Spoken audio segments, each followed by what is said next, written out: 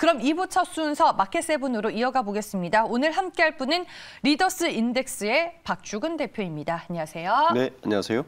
네, 오늘 이제 대표님과 마켓세븐을 통해서 얘기 나눌 시장의 이슈와 주제부터 공개를 하겠습니다. 네, 오늘은 이제 BGF 리테일을 한번 해볼까 해서 넣어봤고요. LG 엔솔 얘기를 시장에서 빼놓을 수가 없습니다. 어제 무려 114조 원이 일반 청약에서 몰렸고 440만 명이 LG 에너지 솔루션 일반 청약을 공모한 것으로 알려졌습니다. 그리고 전기차 보조금 지급 대상이 2배로 확대된다는 뉴스까지 있었습니다. 네, 세 가지의 주제 먼저 보셨고요. 첫 번째 내용부터 저희가 확인을 해보겠습니다. 시장이 이렇게 어려운 와중에 BGF 리테일의 주가 상승세가 조금 심상치가 않아서 제가 한번 여쭤보고 싶습니다. 네. 편의점 관련주 내에서도 유독 BGF 리테일만 강하던데 특별한 이유가 있을까요? 그게 두 가지 이유 때문인 것 같습니다. 네. 먼저는 실적이죠. 실적이 예상치보다 좀 더 나왔다. 네. 그런데 그 실적이 예상치보다 많은 이유 중에 하나가 연결 기준 때문이거든요. 결국에는 자회사의 실적 때문이었습니다. 똑같이 그 GS 리테일 같은 경우는 똑같은 비슷한 구조를 가지고 있지만 슈퍼체인이나 호텔, 홈쇼핑이 자회사를 가지고 있는데 이 부분이 부진했거든요. 근데 같은 리테일이지만 GS는 약세를 보일 수밖에 없었고 반면에 BGF는 자회사 중에서 BGF 푸드라고 있는데 이게 흑자 전환 가능성이 대두됐습니다. 그러니까 이게 매출 실적이 연결 기준이다 보니까 자회사의 흑자 전환이 곧 본회사의 흑자 전환이 연결되거든요. 거기에다가 이 BGF 푸드가 원래는 지역 공급 전략에서 저는 그 상품 중심으로 전략을 선회했거든요.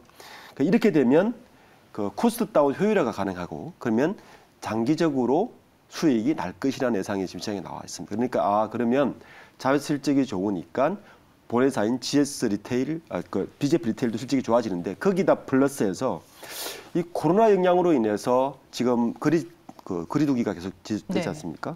그러다 보니까 일부 그 영업시간이 9시간을 줄다 보니까 편의점의 주류 판매가 늘어났습니다. 이것도 조금 실적에 보탬이 되면서 결국에는 실적이었는데 분기점은 자회사의 실적이 그 리테일 회사를 갈랐다 이렇게 보시는 게 맞습니다. 아니 최근에 보면은 주류도 가격이 오르고 있고 공산품도 가격이 오르고 있는데 이렇게 제품들의 가격이 올라가는 것도 편의점 업황 자체만 놓고 봤을 때는 좋은 거예요? 어때요?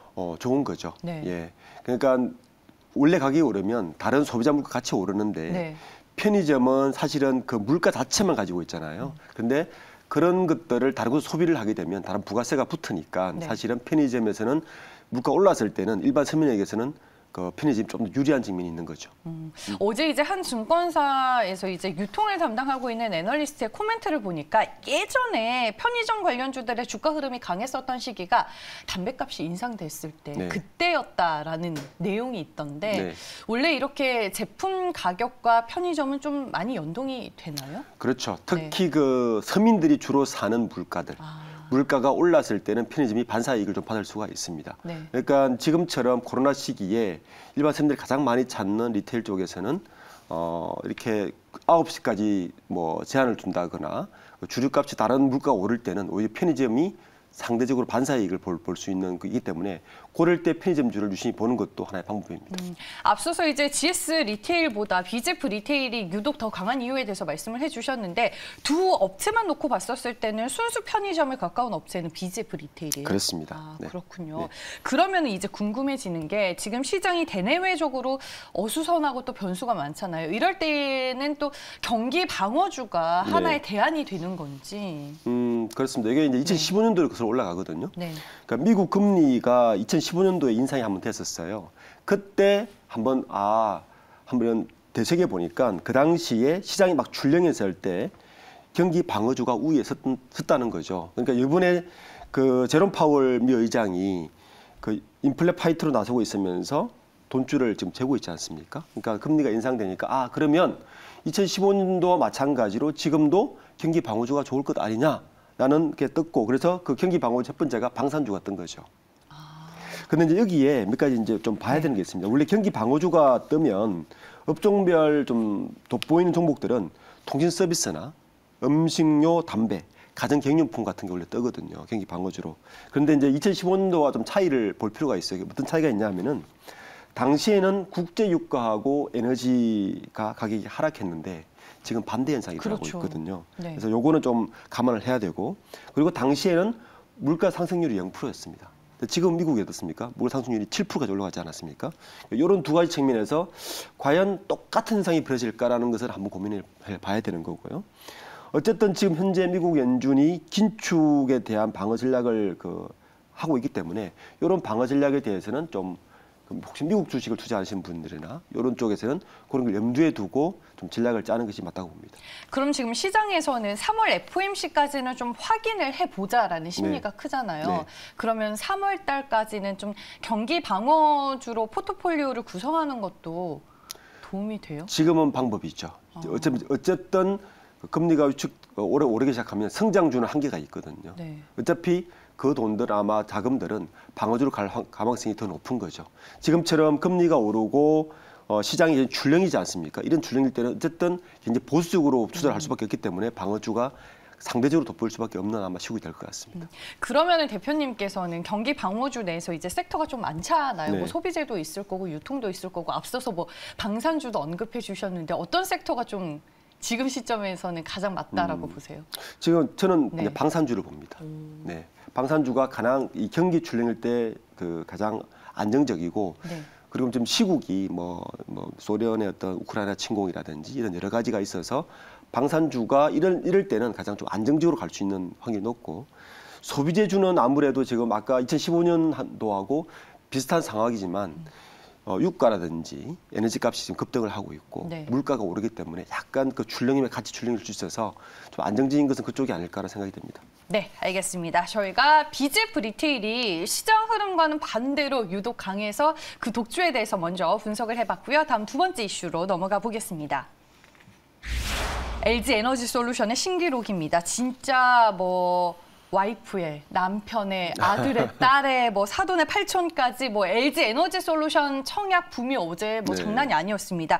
LG 에너지 솔루션의 청약 좀 신기록을 많이 세운 것 같은데 네. 어떻게 마무리가 됐나요? 네, 뭐 네. 대단했습니다. 어제 뭐 사실은 그 스포츠 경기를 보는 줄 알았습니다. 이게 실시간 방송을 맞아요. 실시간 네. 방송을 하고 있어서 100조 원은 당연히 돌파한 것 같고요. 예상했던 대로. 국내 주식을 하는 분들이 1000만 명이 약간 넘는다고 얘기를 하죠. 그 중에 절반인 440만 명이 청약을 했으니 이제 그 여기는 뭐 짐작을 불가하고, 어쨌든 7개 증권사의 증거금은 114조 600원이었습니다. 네, 대한민국 돈 참 많죠. 그리고 요 기록은 이제 지난해 4월이었는데 기억하시겠지만 SK 아이테크놀로지가 기록한 80조를 30조 이상 돌파를 한 기록을 가지고 있습니다. 비례 경쟁률도 역대 최고였는데 422.46대 1입니다. 그러니까 뭐 여러 가지 기록을 깨서 향후 당분간은 이런 대형주 나올 가망성이 적다 보면 향후 당분간은 이 기록을 깨기는 쉽지는 않을 것 같습니다. 아니 저도 어제 이제 지하철을 기다리는데 많은 분들이 정말 LG 에너지 솔루션 청약했냐, 뭐 어떻다더라 이런 얘기 정말 많이 하시고, 제가 그 친구들과 단톡방도 있는데 다 친구들이 서로 LG 에너지 솔루션 청약했냐, 뭐 너는 어떻게 했냐, 뭐 이런 얘기들을 진짜 많이 하더라고요. 왜 이렇게까지 지금 붐이 일게 됐다라고 보세요, 대표님은? 우선 시황이 좋지 않지 않습니까? 예, 시황이 좋지 않은 상태에서 대역급이 나타났고 네. 성장성이 있다고 판단을 한 거죠. 그러니까 몰리죠. 사실은 그 최근 일주일 사이에 주가가 굉장히 안 좋지 않았습니까? 네. 그 돈들이 대기하고 있었던 거죠.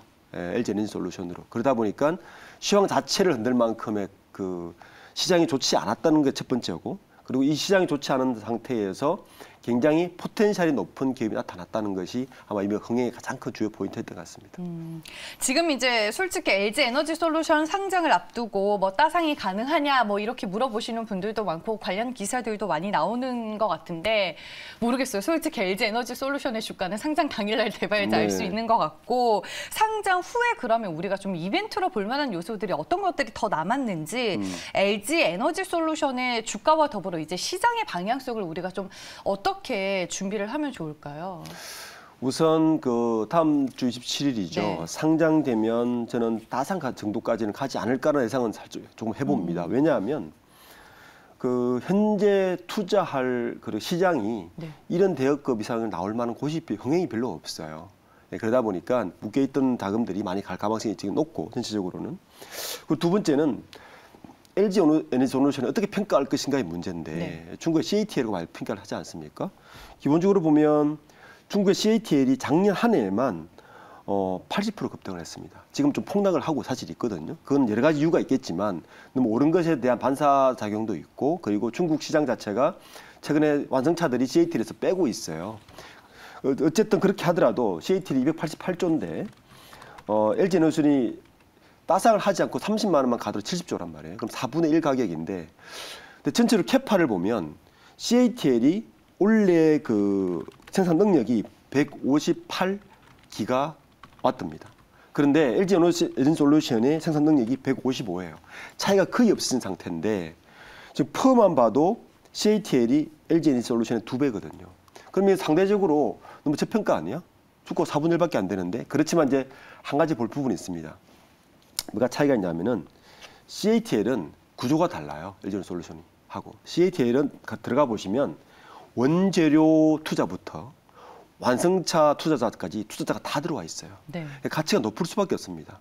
그러니까 그 전기차 배터리의 전 생태계를 다 아우르고 있어요. 근데 LG 에너지솔루션은 딱 배터리밖에 안 합니다. 그리고 배터리 소재는 LG 화학이 하고 있고 나머지 완성차는 투자도 지금 뭐 미국하고 합작해서 공장을 네. 만들고는 있지만 생태계 자체가 CATL보다 굉장히 약해요. 가치가 낮을 수밖에 없는 구조입니다. 그 가치를 절하평가하더라도 반 이상은 돼야 된다. 그러니까 CATL의 반 정도의 가치는 있어야 된다라고 저는 보거든요. 그렇다면 따상을 하더라도 반밖에 안 되는 거죠. 그래서 가능성은 있다. 이렇게 보는 게 맞는 것 같습니다. 그 이제 상장 당일의 주가 흐름도 주가 흐름이지만 이제 수급적인 이벤트가 뭐 상장 초기에는 좀 주도를 하잖아요. 그리고 지금 뭐 보니까 패시브 자금 유입 그리고 뭐 지수 편입 이벤트 이런 것들도 당장 2월에 좀 존재하는 것 같던데 LG 에너지 그렇죠. 솔루션은 당장 이제 네. 이 따상을 따상만 하더라도 네. 시총 2위가 되지 않습니까? 그렇죠. 네. 그 이벤트가 대단하고요. 네. 그리고 이미 440만 명이 가입했지만 그중에 한 수를 다 받아도 국민주가 되는 거예요. 그러니까 시총이 5위 안에 들어가고 국민주가 되는 이벤트 자체가 다른 이벤트를 다 무시하더라도 충분히 가치가 오른 데다가 아까 방금 말씀하신 대로 비교군이 CATL에 비교해서 반만 가더라도 이거는 손해볼 게 없다는 심리가 있기 때문에 이 현재 굉장히 조금 하락하고 있는 이 전체 시황을 많이 이끌 것으로 저는 예상하고 있습니다. 네. 아니 지금 뭐 시장에서 인기가 많았었던 대형 IPO 같은 경우에는 상장 후에 이제 수급이 대부분 좀 큰 요인이 되잖아요. 그렇죠. 그러면은 상장 후 한 달 정도가 돼야지 뭐 정말 적정 가치라든지 본연의 가치를 찾아가는 거예요? 어때요? 일반적으로 그런데 네. LG 엔솔의 경우에는 전혀 다르죠. 이미 재작년에 물적 분할을 할 때부터 가치를 계속 인정받아 왔거든요. 이미 이 LG 엔솔의 가치는 이미 금정이 1년 이상 끝났다. 그래서 이미 나왔을 때는 그 가치에 대해서 얼만큼 그 포텐셜을 올려갈까의 문제지 가치 평가는 이미 다 끝난 기업으로 봐야 될 것 같습니다. 아, 그렇군요. 네. 그러면은 뭐 그 이전에 상장을 한 뭐 SK 바이오사이언스, SK IT 그리고 크래프톤, 카카오페이 등 상장 후에 이제 이 대형 IPO 종목들이 주가 흐름이 이제 막 펼쳐졌잖아요. 네. 좀 비교 분석을 해보는 것도 도움이 돼요? 그 사례들을? 그렇죠. 뭐 네. 참고는 될 수 있겠지만 똑같은 이제 비교는 어렵죠. 일단은 작년에 IPO를 해서 1조 이상 IPO 한 기업이 6개거든요. 6개인데 그중에 보면 그 평균 수익률은 지난주 기준으로 71.7%더라고요.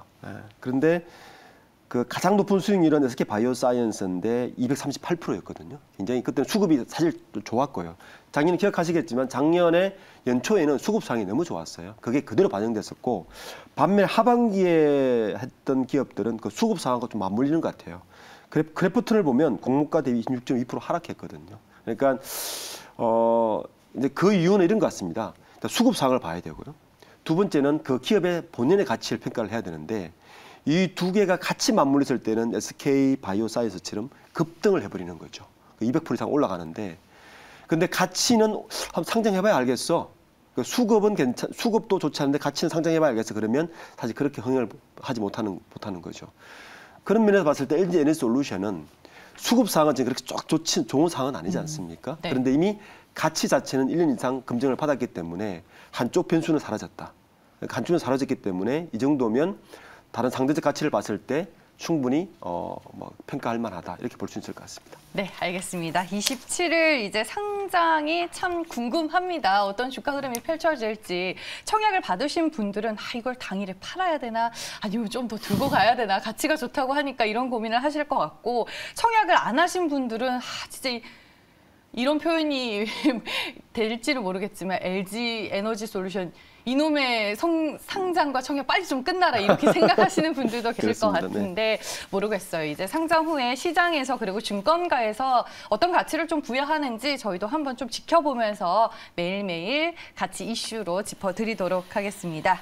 오늘 마켓세븐은 여기까지고요. 리더스 인덱스의 박주근 대표와 함께했습니다. 고맙습니다. 네, 감사합니다.